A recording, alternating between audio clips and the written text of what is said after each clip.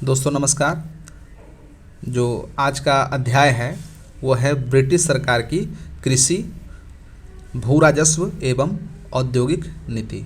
ठीक है, तो आइए हम लोग देखते हैं ब्रिटिश औपनिवेशिक भू राजस्व पद्धति।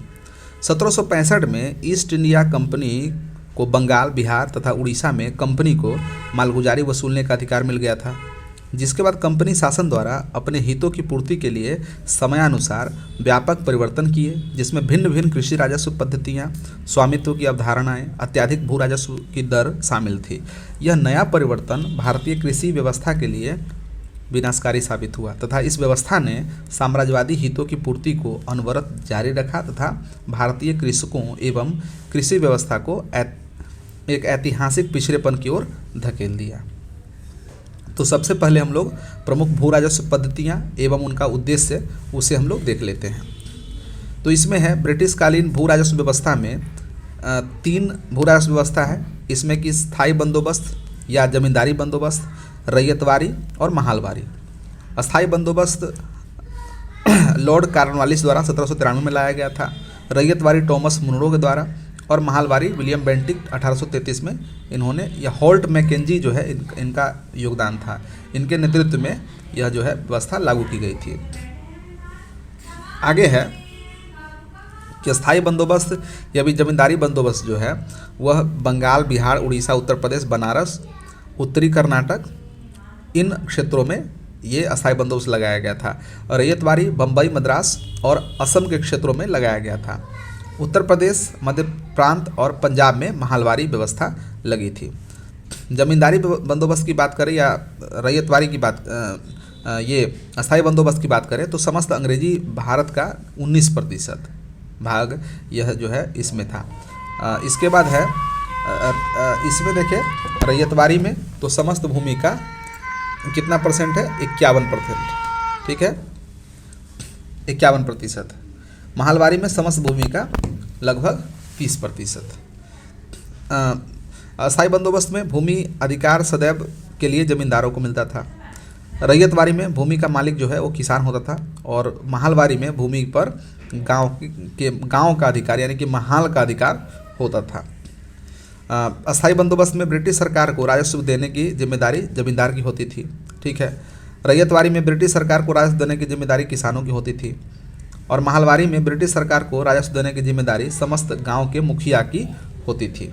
ठीक है, रैयतवारी में कर की दर जो है वो 33% से लेकर 55% तक रखा गया था, और महालवारी में कर की दर 60% तक हुआ करती थी। अब इसका प्रभाव हम देखें तो इसके प्रभाव यह हुआ कि पारंपरिक अर्थव्यवस्था का विघटन हो गया, कृषकों की दरिद्रता सामने आई, कृषि में ठहराव तथा अवनति हो गया, पुराने जमींदारों का उन्मूलन तथा नए जमींदारों का उदय हुआ, और कृषि का वाणिज्यीकरण हुआ। तो ये सभी प्रभाव के रूप में देखने को सामने आए। आगे देखते हैं कि ब्रिटिश औपनिवेशिक शासन की प्रमुख भू राजस्व पद्धतियाँ एवं उनका उद्देश्य। ब्रिटिश साम्राज्यवाद के विस्तार और सुदृढ़ीकरण के साथ साथ साम्राज्यवादी आर्थिक हितों की पूर्ति के लिए अंग्रेजी सरकार ने समय एवं क्षेत्र विशेष के हिसाब से मुख्य रूप से 3 प्रकार की भू राजस्व पद्धतियों को लागू किया था। ठीक है, पहला अस्थायी बंदोबस्त। तो 1793 ईस्वी में अस्थायी बंदोबस्त,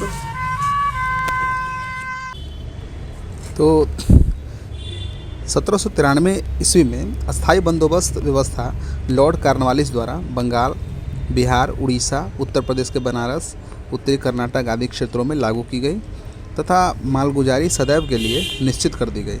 यह ब्रिटिश भारत के कुल क्षेत्र के 19% भाग पर विस्तृत थी। जमींदारी अस्थायी बंदोबस्त व्यवस्था के अंतर्गत जमींदार को भूमि का स्वामी स्वीकार किया गया। जमींदार सरकार का एजेंट होने के साथ साथ अपनी जमींदारी के इलाके की सारी ज़मीन का मालिक बन गया। वो भूमि को बेचने, रखने अथवा दान में देने के लिए स्वतंत्र था। इस प्रकार उसकी जो स्वामित्व है, ठीक है, स्वामित्व का अधिकार को वंशगत और हस्तांतरणीय बना दिया गया। ठीक है, इसके बाद क्या है कि अस्थायी बंदोबस्त व्यवस्था के तहत किसानों से जो एकत्रित लगान का जमींदारों को 10/11 भाग यानी कि 89% राज्य को देना पड़ता था, तथा 1/11 यानी कि 11% जमींदार के पास जो है शेष बचता था। तो ये अस्थायी बंदोबस्त की व्यवस्था थी। रैयतवाड़ी व्यवस्था में देखें तो रैयतवाड़ी व्यवस्था के अनुसार किसान को भूमि का स्वामी स्वीकार किया गया, उसे अपनी भूमि को गिरवी रखने तथा बेचने की अनुमति थी, उसे अपनी भूमि से वंचित किया जा सकता था अगर वह समय पर भूमि कर नहीं देते हो।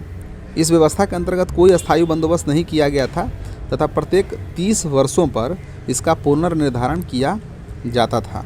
तब सामान्यतः लगान में वृद्धि कर दी जाती थी। तो ये रैयतवाड़ी व्यवस्था थी। महलवाड़ी में देखें तो महलवाड़ी व्यवस्था के अनुसार भूमि पर किसानों पर व्यक्तिगत रूप से न लगाकर, जो कर है वो किसान पर व्यक्तिगत रूप से न लगा करके संयुक्त रूप से महाल अथवा ग्राम पर लगाया जाता था। भूमि पर ग्राम सभा का सम्मिलित रूप से अधिकार होता था, जिसमें भागीदारों का समूह कहा जाता था। ये लोग सम्मिलित रूप से भूमि कर देने के लिए उत्तरदायी होते थे। यद्यपि व्यक्तिगत उत्तरदायी भी होता था, ग्राम समाज ही समस्त भूमि की देखरेख करता था, जबकि राजस्व वसूली का काम प्रधानों या जमींदारों को छोड़ दिया गया था। कृषक का भूमि पर व्यक्तिगत स्वामित्व नहीं रहता था, बल्कि समस्त महाल या ग्राम ही भूमि का मालिक होता था। 19वीं शताब्दी के पहले दशक में कंपनी को 1801 ईस्वी में अवध के नवाब से इटावा, बरेली, फर्रुखाबाद, गोरखपुर क्षेत्र मिला। प्रायोगिक तौर पर यह व्यवस्था इन क्षेत्रों में लागू की गई।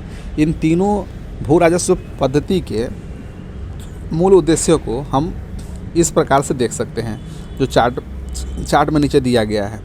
ये उद्देश्य क्या क्या थे? तो पहला दिया है कृषि के विकास से कृषक संतुष्ट एवं समृद्ध हो सकेंगे। ठीक है। दूसरा है मुद्रा अर्थव्यवस्था का प्रचार प्रसार होगा। इसके बाद है कि प्रशासनिक एवं कर संग्रह संबंधी परेशानियों से मुक्ति होगी। जमींदार प्रगतिशील सिद्ध होंगे तथा कृषि के विकास के लिए कार्य कर सकेंगे। ठीक है। अस्थायी राजस्व की प्राप्ति करना यह उद्देश्य था। और उसके बाद है राजनीतिक रूप से एक समर्थक वर्ग तैयार करना। ठीक है, जो सेफ्टी वल्व की तरह काम करेंगे। तो ब्रिटिश भू राजस्व व्यवस्था के ये उद्देश्य थे। अब क्या है कि ब्रिटिश भू राजस्व नीति का प्रभाव क्या पड़ा? उपरोक्त भू राजस्व प्रणालियाँ पूरे भारत के भिन्न भिन्न हिस्सों में लागू की गई। इन भू राजस्व प्रणालियों का जो मूल लक्ष्य है ब्रिटिश साम्राज्यवादी हितों की रक्षा करना और आर्थिक अधिशेष को बाहर निकालना। इस कारण भू राजस्व नीति का प्रभाव भारतीय समाज, अर्थव्यवस्था तथा विभिन्न वर्गों पर प्रतिकूल प्रभाव पड़ा, जिसे हम इस प्रकार देख सकते हैं। तो किस प्रकार से पढ़ा?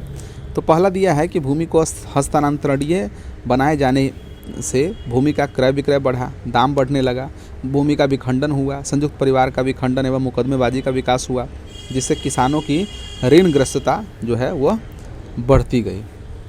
इसके बाद है दूसरा प्रभाव देखें तो अत्यधिक लगान से कृषि में पूंजी निवेश घट गया तथा कृषि सुधारों की प्रक्रिया जो है वो अवरुद्ध हुई, फलतः उत्पादन घट गया। तीसरा है सूर्यास्त कानून के कारण पुराने जमींदारों की जगह नवीन जमींदार वर्ग, ठीक है, इसका उदय हुआ, जिससे सदियों से चली आ रही सामाजिक एवं आर्थिक व्यवस्था को आघात लगा। अगला है कि अत्यधिक लगान होने के कारण तथा कृषि के वाणिज्यीकरण के कारण देश में अकाल एवं भुखमरी की श्रृंखला की शुरुआत हुई। ठीक है। अगला है कि इन नीतियों ने किसानों को दरिद्र बनाकर उन्हें कर्ज के बोझ के तले दबा दिया, फलतः वे साहूकारों के चंगुल में फंस गए और कृषक से भूमिहीन मजदूर में तब्दील हो गए। ठीक है, ये तब्दील हो गए। और क्या है कि नई नीतियों से ग्रामीण व्यवस्था प्रभावित हुई। ग्रामीण समुदायों के भूमि से जुड़े परंपरागत प्रतिकूल रूप से प्रभावित हुए। ठीक है, प्रतिकूल रूप से प्रभावित हुए और उनकी आत्मनिर्भर अर्थव्यवस्था की समाप्ति हो गई। अगला प्रभाव है कि 19वीं शताब्दी तक कुटीर उद्योग के पतन के कारण नवीन व्यवस्था में महाजन एवं साहूकार ने अपना धन भूमि में लगाना शुरू कर दिया था। ठीक है, इससे उद्योगों की जगह भूमि में पूंजी निवेश को बढ़ावा मिला। ठीक है। अगला प्रभाव है कि कृषक असंतोष ने कृषक विद्रोहों की एक श्रृंखला को जन्म दिया। और क्या है कि इन नीतियों से समृद्ध कृषक वर्ग एवं जमींदार समृद्ध बना रहा तथा कमज़ोर वर्ग और कमज़ोर होता गया। ठीक है, तो ये है। इस चार्ट में आप देखें क्या दिया है कि ब्रिटिश कृषि नीति के तहत कृषि के वाणिज्यीकरण के कारण। ठीक है, ये ब्रिटिश कृषि नीति जो है, इसके तहत कृषि के वाणिज्यीकरण के कारण क्या थे उसे देखें। तो पहला दिया है कि चाय एवं अफीम के संदर्भ में चीन पर निर्भरता को खत्म करने के लिए। दूसरा है कि ब्रिटिश पूंजीपतियों द्वारा भारत के कृषि क्षेत्र में भारी निवेश। इसके बाद है EIC माने ईस्ट इंडिया कंपनी द्वारा भारतीय कृषि उत्पादों के निर्यात के माध्यम से लाभ कमाने का प्रयास। ठीक है, यातायात के साधनों का विकास और ब्रिटेन में औद्योगिक विकास हेतु कच्चे माल की आपूर्ति के लिए। तो जो कृषि का वाणिज्यीकरण किया गया, इसके कारण बताए गए हैं इस प्रकार के। ठीक है, अब हम लोग देखते हैं कि ये तो हुए ब्रिटिश भू राजस्व नीति का प्रभाव। अब ये देख लेते हैं कि भारतीय अर्थव्यवस्था पर इसका क्या प्रभाव पड़ा। तो ब्रिटिश औपनिवेशिक नीति के तहत भारतीय कृषि का वाणिज्यीकरण कर दिया गया। इसके अंतर्गत भारतीय कृषकों को परंपरागत खाद्य फसलों की जगह बाजार में बिकने वाली नकदी फसलों के उत्पादन के लिए बाध्य किया गया। नकदी फसलों में मुख्य रूप से गन्ना, कपास, रेशम, नील, अफीम, चाय तथा कॉफ़ी शामिल था। सरकार द्वारा औपनिवेशिक हितों की पूर्ति के लिए क्षेत्र विशेष की भौगोलिक स्थिति को ध्यान में रखकर नकदी फसलों के उत्पादन को बढ़ावा दिया। साथ ही सरकार द्वारा अग्रिम ऋण एवं सिंचाई की व्यवस्था की गई।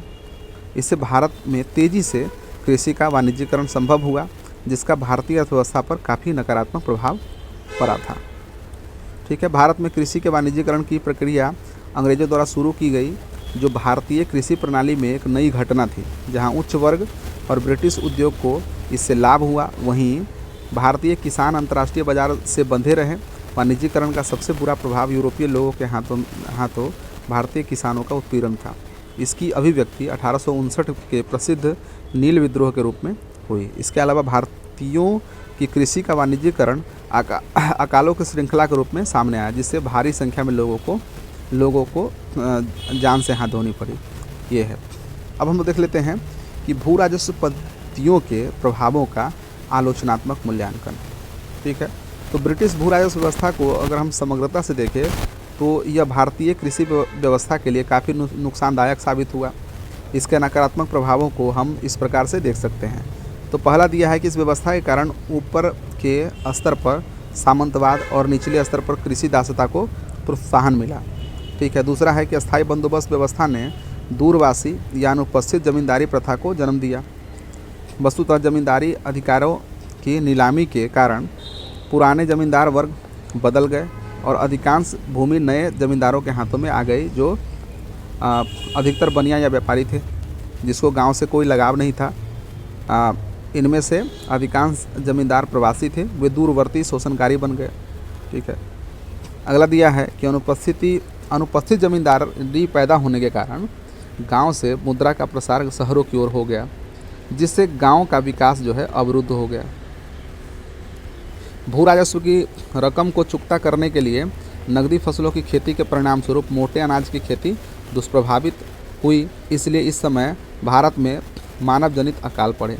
ठीक है, और देखें तो इसका मूल्यांकन में देखते हैं कि अस्थायी बंदोबस्त व्यवस्था ने प्रत्यक्ष एवं अप्रत्यक्ष रूप से भारतीय अर्थव्यवस्था पर नकारात्मक प्रभाव डाला और कुछ हद तक कंपनी को फायदा पहुंचाया।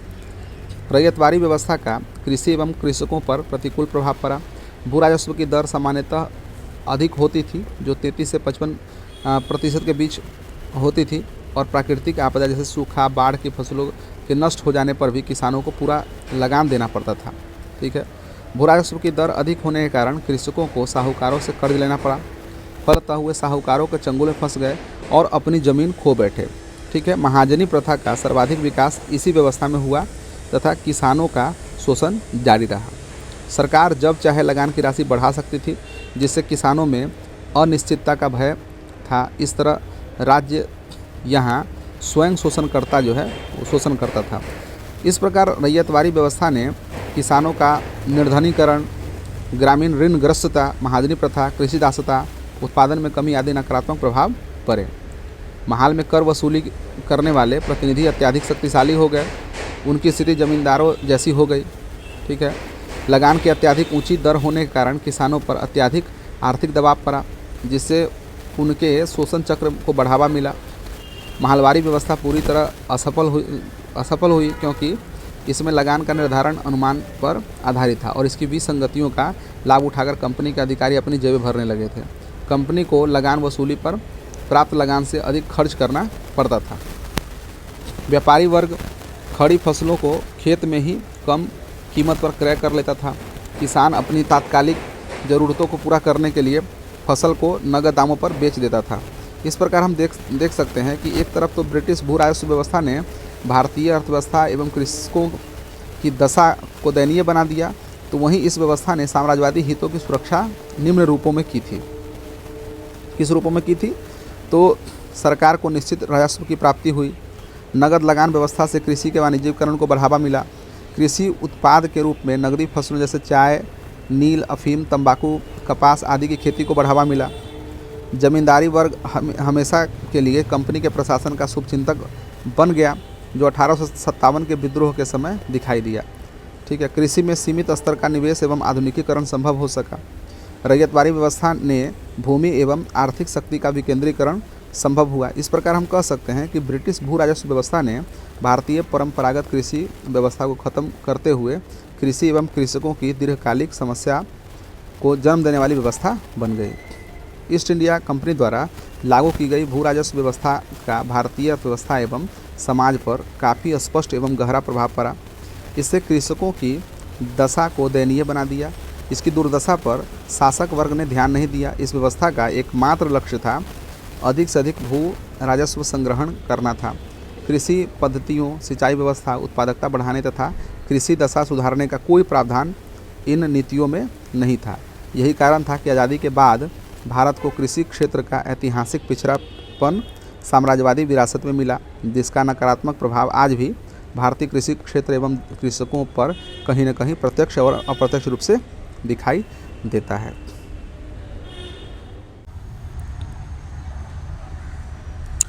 दोस्तों, तो अब आगे है कि ब्रिटिश सरकार की कृषि एवं औद्योगिक नीति। इसमें है कि कृषि का वाणिज्यीकरण। कृषि के वाणिज्यीकरण से आशय कृषि उत्पादन की एक ऐसी प्रणाली या व्यवस्था से है जिसमें परंपरागत फसलों के उत्पादन के स्थान पर नकदी फसलों के उत्पादन पर अधिक बल दिया जाता है। ठीक है। उल्लेखनीय है कि कृषि का वाणिज्यीकरण ब्रिटिश सरकार की सुनियोजित नीति का परिणाम था। तात्कालिक परिवेश में कई ऐसे कारण थे जिसने कृषि का वाणिज्यीकरण करने को प्रोत्साहन किया था। ठीक है। इस कारणों को निम्नलिखित रूपों में देखा जा सकता है। जैसे कृषि के वाणिज्यीकरण के क्या कारण हैं, हमने ऊपर भी पढ़ा है कि पहला है कि ब्रिटेन में औद्योगिक क्रांति का होना, दूसरा है किसानों पर भू राजस्व का अत्यधिक दबाव का बढ़ना, वैश्विक आर्थिक हितों की पूर्ति, तात्कालिक बाजार की मांग, यातायात साधनों का विकास, पूंजीपतियों का स्वार्थ, मुद्रा आधारित बाजारीकरण की प्रवृत्ति का विकास होना। ठीक है। तो ये सभी क्या थे कि कृषि के वाणिज्यीकरण के कारण थे। अब हम लोग देख लेते हैं कृषि के वाणिज्यीकरण का स्वरूप क्या था। तो पहला है, यह ब्रिटिश हितैषी था, यानी कि भारत में कृषि का वाणिज्यीकरण का स्वरूप ब्रिटिश हितैषी था। अर्थात वाणिज्यीकरण के तहत उन्हीं फसलों के उत्पादन पर विशेष ध्यान दिया गया जो कंपनी सरकार के लिए आवश्यक थी, जैसे नील, अफीम, चाय, कपास, कॉफ़ी इत्यादि। दूसरा है कि अखिल भारतीय। तो इसका स्वरूप क्या था? अखिल भारतीय, यानी कि कृषि का वाणिज्यीकरण किसी क्षेत्र विशेष से संबंधित न होकर एक अखिल भारतीय प्रक्रिया थी। इसने संपूर्ण भारतीय किसानों को जो है वो प्रभावित किया। हालांकि वाणिज्यीकरण में क्षेत्र विशेष की भौगोलिक स्थिति को ध्यान में रखकर विशेष प्रकार के फसल उत्पादन पर बल दिया गया था, जैसे महाराष्ट्र में कपास, बंगाल में जूट, कर्नाटक में कॉफ़ी तथा अफीम, असम में चाय इत्यादि। ठीक है। तीसरा है कि इसका स्वरूप बाजारोन्मुखी था, यानी भारत में होने वाला कृषि का वाणिज्यीकरण को बाजारोन्मुखी भी माना जाता है, अर्थात वैश्विक आवश्यकताओं के अनुरूप ही कृषक को उत्पादन करने के लिए प्रोत्साहित किया जाता था। ठीक है। तो ये सभी इसके क्या थे? स्वरूप थे कि कृषि के वाणिज्यीकरण के स्वरूप थे कि ब्रिटिश हितैषी था, अखिल भारतीय स्तर का था, बाजारोन्मुखी था, ये सभी। अब है कि कृषि के वाणिज्यीकरण का प्रभाव क्या था। तो कृषि के वाणिज्यीकरण से होने वाले प्रभाव को दो रूपों में आप देख सकते हैं। पहला तो इसके सकारात्मक प्रभाव और दूसरा है नकारात्मक प्रभाव। तो सकारात्मक प्रभाव को पहले देखें तो वाणिज्यीकरण से ग्रामीण तथा शहरी जो संपर्कता है, ठीक है, संपर्कता बढ़ी, संपर्कता यहाँ होना चाहिए, संपर्कता बढ़ी, जिससे विभिन्न क्षेत्रों के बीच आपसी जुड़ाव हुआ एवं राष्ट्रीय अर्थव्यवस्था के विकास का आधार तैयार हुआ। इसके बाद दिया है सकारात्मक प्रभाव में कृषि का वाणिज्यीकरण कृषकों पर थोपी गई एक प्रक्रिया थी जिसमें लाभ से अधिक नुकसान उठाना पड़ा। फलतः आपसी संपर्क स्थापित कर आंदोलनों का सहारा लिया, जो कालांतर में किसान आंदोलन के रूप में देखा गया। ठीक है। तीसरा है कि कृषि के वाणिज्यीकरण का लाभ वास्तविक रूप से तभी हो सकता था जब यातायात के साधनों का विकास होता। भारत में होने वाला रेलवे का विकास एवं विस्तार, सड़क निर्माण, जहाज रानी उद्योग आदि को इस कड़ी के रूप में देखा जा सकता है। ठीक है। इसके बाद है कृषि के वाणिज्यीकरण ने रोजगार के सृजन में भी एक महत्वपूर्ण भूमिका निभाई। वस्तुतः कपास, नील, चाय, कॉफ़ी आदि के उत्पादन एवं भंडारण में बड़ी संख्या में मजदूरों की आवश्यकता हुई। साथ ही यातायात परिवहन के विकास में भी मजदूरों की आवश्यकता हुई। फलतः रोजगार सृजन के रूप में भी इसे देखा जा सकता है। अब हम देखें नकारात्मक प्रभाव क्या था। तो कृषि के वाणिज्यीकरण से अंग्रेजी शासन के हाथों भारत के शोषण की प्रक्रिया को और तीव्रता प्रदान किया गया। वस्तुतः इन फसलों के निर्यात से जो भी लाभ हुआ उसका निवेश भी ब्रिटिश आर्थिक हितों से प्रभावित थे। ठीक है। कृषि के वाणिज्यीकरण भारतीय किसान वर्ग तथा भारतीय कृषि के लिए अत्यधिक अहितकारी सिद्ध हुआ, चूँकि भारत में नकदी फसलों को बेचने के लिए कोई बाजार नहीं था। इसलिए भारतीय किसानों का यूरोपीय व्यापारियों पर निर्भरता बढ़ गई। नकारात्मक प्रभाव में यह भी था कि नकदी फसल के उत्पादन के कारण खाद्यान्नों के उत्पादन में भारी कमी आई। फलतः न केवल खाद्य वस्तुओं की कीमत में वृद्धि हुई बल्कि खाद्य संकट की स्थिति में अकाल की स्थिति उत्पन्न हुई। ठीक है। इसके बाद इसका नकारात्मक प्रभाव यह भी था कि कृषि के वाणिज्यीकरण ने कृषकों की स्थिति को प्रतिकूलता से प्रभावित किया, जिस कारण कृषकों का जमींदारों पर निर्भरता में वृद्धि हुई। ठीक है। तो इस प्रकार से हमने देखा कि इसके नकारात्मक प्रभाव क्या थे और सकारात्मक प्रभाव क्या थे। तो यहाँ एक टेबल बनाकर दिया है नकारात्मक प्रभाव को, तो इसे देखें। ग्रामीण ऋणग्रस्तता, भूखमरी, बेरोजगारी आदि में वृद्धि, मानव जनित अकालों, बंगाल, उड़ीसा, मद्रास आदि जो है उसमें वृद्धि, अकालों की वृद्धि, धन की निकासी तीव्रता से हुई, औद्योगिकरण को बढ़ावा मिला। ठीक है। व्यावसायिक कृषि से धनी और निर्धन कृषकों के बीच आर्थिक विषमता को बल मिला। ठीक है। साहूकारों पर निर्भरता बढ़ी, नकदी फसलों से अत्यधिक जो है लागत के कारण। इसका बाद भारतीय कृषि व्यवस्था पर यूरोपीय बागान मालिकों का नियंत्रण हुआ। भारत का कृषि ढांचा ब्रिटेन के उद्योग की दया पर निर्भर हो गया। तो ये सभी इसके नकारात्मक प्रभाव थे। सकारात्मक प्रभाव में देखें कि कृषि अर्थव्यवस्था विश्व अर्थव्यवस्था से जुड़ गया, इसका लाभ बड़े किसानों को मिला। ग्रामीण शहरी संपर्कता जो है बढ़ी, अर्थव्यवस्था एकीकृत हुआ, मुद्रा अर्थव्यवस्था का प्रसार हुआ, विशेषीकृत क्षेत्रों का विकास हुआ। ये सभी इसके सकारात्मक प्रभाव थे। अब हम लोग आगे एक टॉपिक दिया हुआ है कि औद्योगिकरण या भारत में हस्तशिल्प उद्योग का पतन, ये किस प्रकार से हुआ। तो देखें कि भारत में अंग्रेजी कंपनी की स्थापना एक औपनिवेशिक स्वरूप लिए हुआ था। ठीक है। अपने औपनिवेशिक स्वरूप के कारण अंग्रेज़ों द्वारा भारत में अधिकाधिक शोषण का प्रयास किया गया। मूल रूप से व्यापारिक कंपनी होने के कारण अंग्रेज भारत से अधिक धन कमाना चाहते थे। फलतः इसी आर्थिक शोषण का एक परिणाम भारत में हस्तशिल्प उद्योग के पतन के रूप में सामने आया। ठीक है। तो हस्तशिल्प उद्योग के पतन के क्या कारण थे उसे देखें। तो सबसे पहला है देसी रियासतों एवं राज दरबारों का भारी संख्या में कमी। भारत में अंग्रेजी आर्थिक प्रशासनिक नीति के परिणाम स्वरूप भारत में देसी रियासतों एवं राज दरबारों के विनाश न देसी हस्तशिल्प उद्योग को गंभीर रूप से प्रभावित किया, क्योंकि ये राज दरबार ही इन देसी उद्योगों द्वारा उत्पादन की जाने वाली विलासिता की वस्तुओं को बड़े उपभोक्ता थे। ठीक है। बाजारों की कमी के कारण हस्तशिल्प उद्योग नकारात्मक रूप से प्रभावित हुआ। दूसरा है कि कम दामों में बेचने से ठीक है बाध्य करना। ठीक है। यहाँ बाध्य होगा, कम दामों में बेचने के लिए बाध्य करना। अंग्रेजी कंपनी द्वारा अधिकाधिक लाभ कमाने के उद्देश्य से भारत के शिल्पकारों एवं कारीगरों को अपनी जो वस्तुएं हैं अत्यधिक कम दामों पर बेचने के लिए बाध्य किया गया। फलतः दस्तकार पुश्तैनी पेशे छोड़ने पर विवश हो गए। ठीक है, इसके बाद है, इसके कारण में देखिए कि कम कीमत या बेगारी पर कार्य कर लिए मजबूर किया जाने लगा। अंग्रेजी कंपनी द्वारा भारतीय शिल्पकारों को अत्यधिक कम वेतन पर या कई बार बिना किसी वेतन के कंपनी के कारखानों में काम करने के लिए बाध्य किए जाते थे। इस उत्पीड़न से त्रस्त होकर भारत के अनेक शिल्पकारों तथा कामगारों ने अपने परंपरागत हस्तशिल्प उद्योग को छोड़ दिया। ठीक है, इसके बाद देखते हैं कि धन का बहिर्गमन। कंपनी की स्थापना के समय से ही भारत का आर्थिक शोषण कर भारत से धन निष्कासन किया जाता रहा है। जैसे जैसे कंपनी का विस्तार होता गया, धन निष्कासन की प्रक्रिया तीव्र होती चली गई। भारत का धन बाहर चले जाने से भारत में पूंजी का निर्माण नहीं हो पाया और पूंजी के अभाव के कारण हस्तशिल्प उद्योगों का आधुनिकीकरण जो है वो नहीं हो पाया। बदलती हुई आवश्यकता के अनुरूप परिवर्तित न होने के कारण भारतीय हस्तशिल्प उद्योग पतनशील हो गया। ठीक है, तो ये है। और एक कारण था मुक्त व्यापार नीति। ब्रिटिश मुक्त व्यापार नीति ने विदेशी सामानों को भारत में पाट दिया। फलतः भारत में परंपरागत उद्योगों में निर्मित माल का बाजार भी समाप्त हो गया, क्योंकि ये माल विदेशी मालों का सामना नहीं कर पाया। ठीक है, अकाल भी एक कारण था। अकाल के दौरान कारीगर, विशेषकर जुलाहे, अलग धंधों में लग गए। ठीक है, और परिवहन का विकास, रेलों की स्थापना तथा यातायात के सस्ते एवं सुगम साधनों के विकास से गांव में ब्रिटिश निर्मित माल आसानी से एवं सस्ते दामों पर उपलब्ध होने लगे। यह भारतीय ग्रामीण हस्तशिल्प उद्योग के ह्रास का मुख्य कारण बना।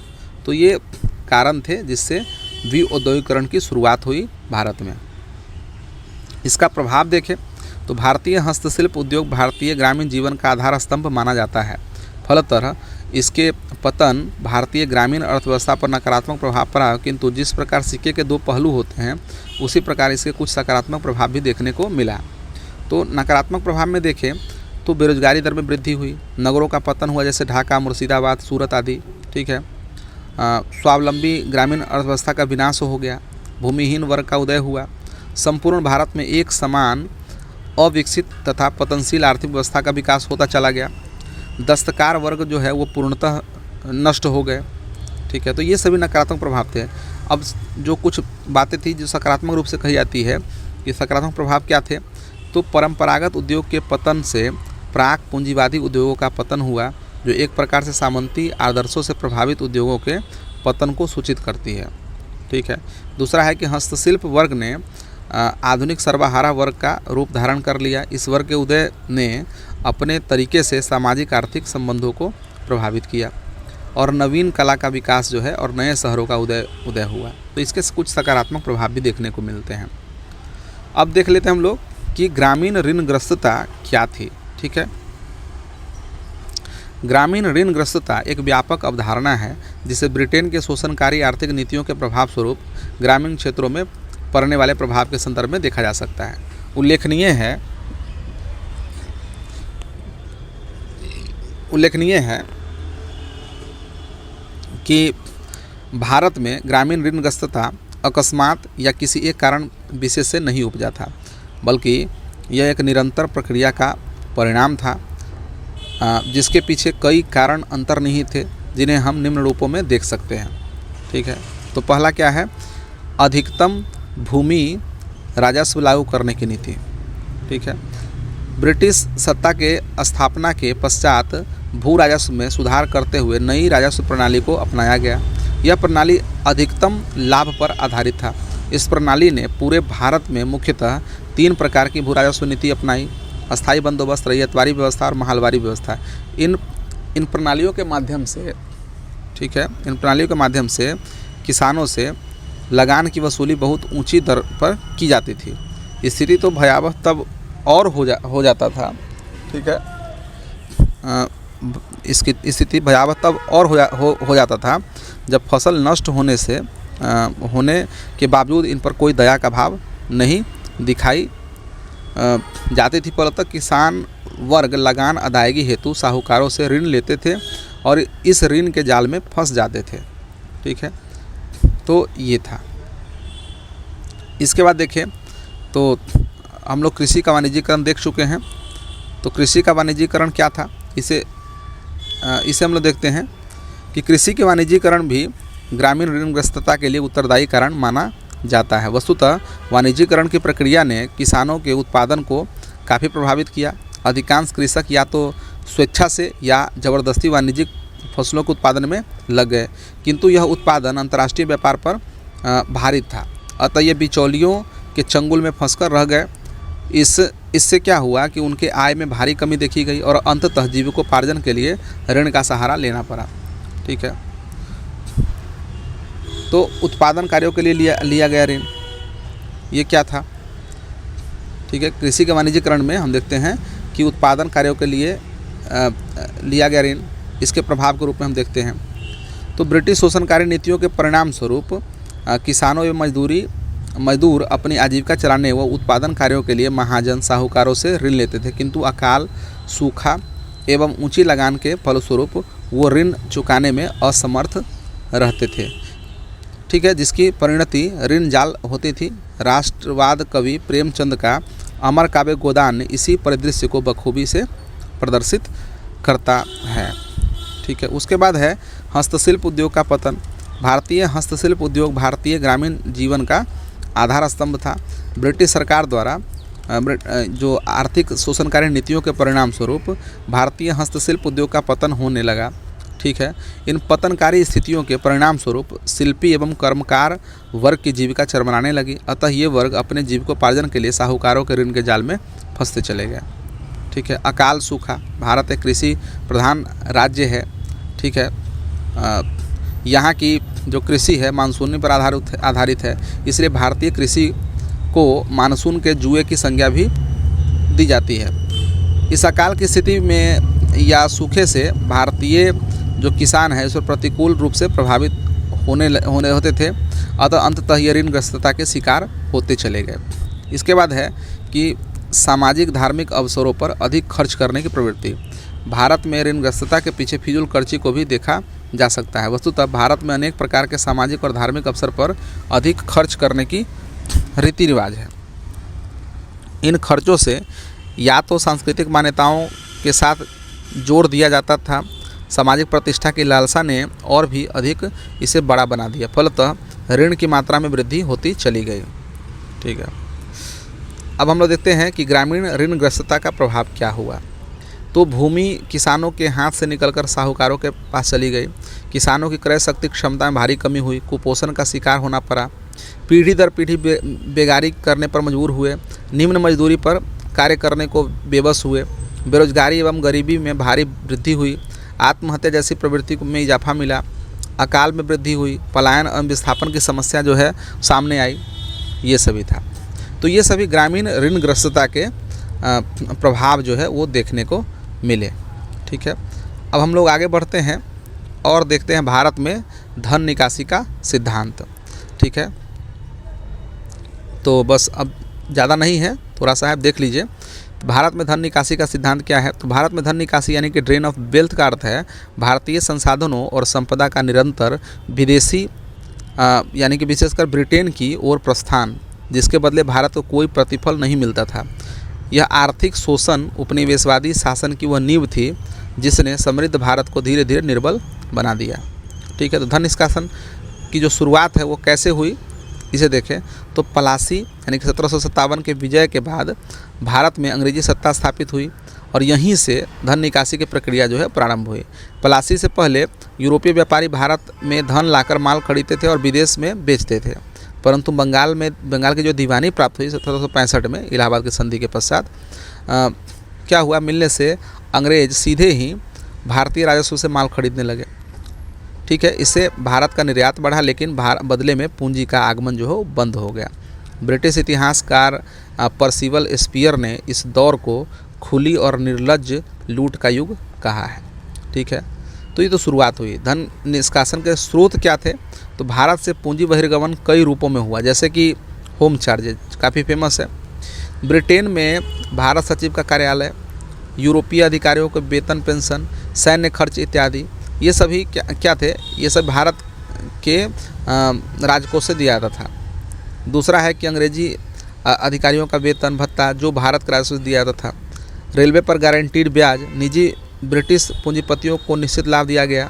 ठीक है, सार्वजनिक ऋण पर ब्याज विद्रोहों व साम्राज्य विस्तार हेतु लिए गए ऋण की अदायगी भारत से हुई।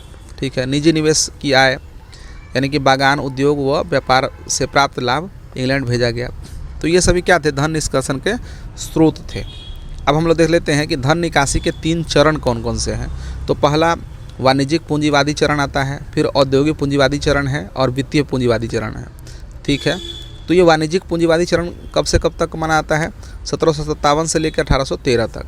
1757 के बाद अंग्रेज़ों ने बंगाल में राजस्व से सेना खड़ी की और पूरे भारत पर विजय का खर्च उठाया। कंपनी के अधिकारियों ने अत्यधिक लूट की।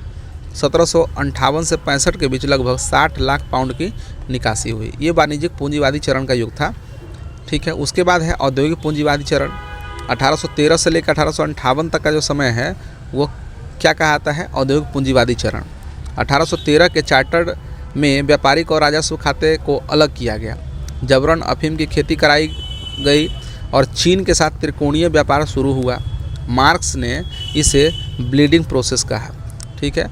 दादा भाई नौरोजी ने इसे उजागर करते हुए 1896 में कलकत्ता अधिवेशन में धन निकासी सिद्धांत को प्रस्तुत किया था। ठीक है। अब आता है वित्तीय पूंजीवादी चरण, जो कि 1858 से लेकर के 1947 तक था। 1858 के बाद ब्रिटिश सरकार ने सीधे नियंत्रण में शोषण तेज किया।